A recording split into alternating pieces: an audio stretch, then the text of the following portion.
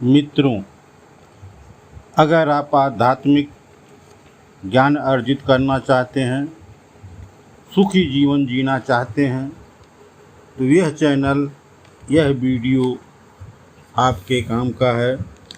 मित्रों, आज इस वीडियो में कबीर ग्रंथावली के पर्चा के अंग साखी के दोहे लिए गए हैं और इसका अर्थ भी विस्तार से बताया गया है। अगर आप मेरे चैनल ढाई अक्षर पर को सब्सक्राइब कर लीजिए। चलिए देर न करते हुए शुरू करते हैं सदगुरु कबीर साहब के पर्चा के अंक के साखी नंबर 5, जो इस तरह है। हदे छाड़ी बहरी गया, हुआ निरंतर वास, बावल जा फूल्या फूल बिन, को नीखे निज दास।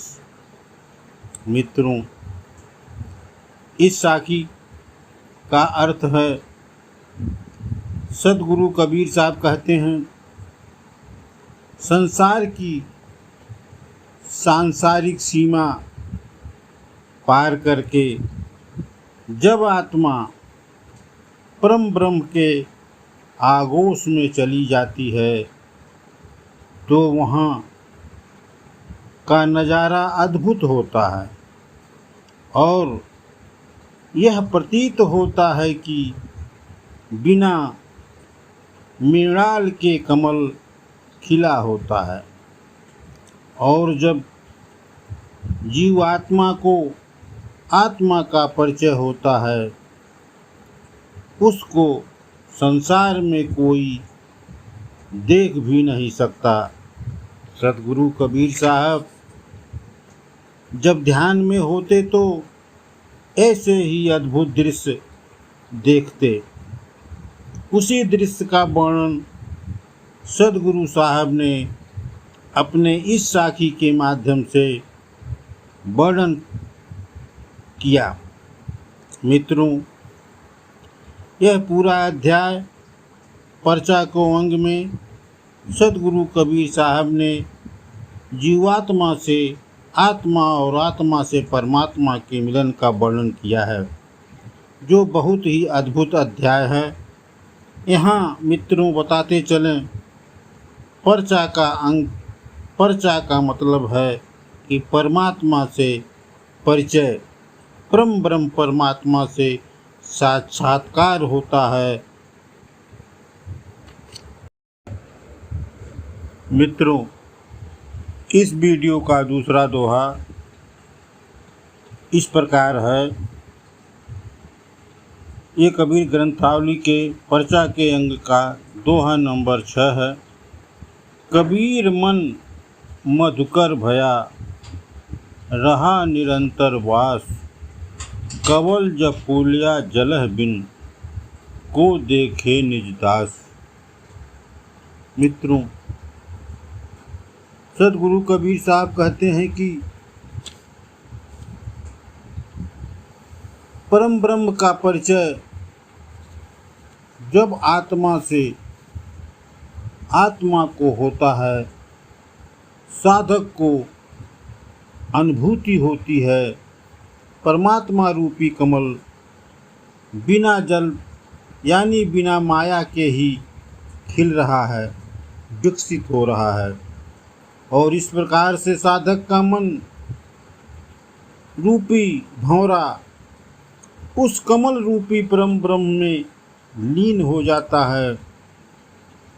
सदगुरु कबीर साहब यहाँ कहते हैं कि जब आत्मा को परमात्मा से साक्षात्कार होता है, उस समय मुझे ऐसा लगा जैसे परमात्मा रूपी कमल बिना माया के खिल रहा है और मेरा मन उस परमात्मा रूपी कमल पर भंवरे की तरह मंडरा रहा है।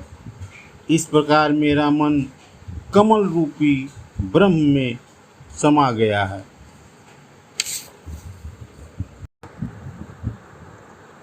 मित्रों, इस वीडियो का ये दोहा नंबर 7 है।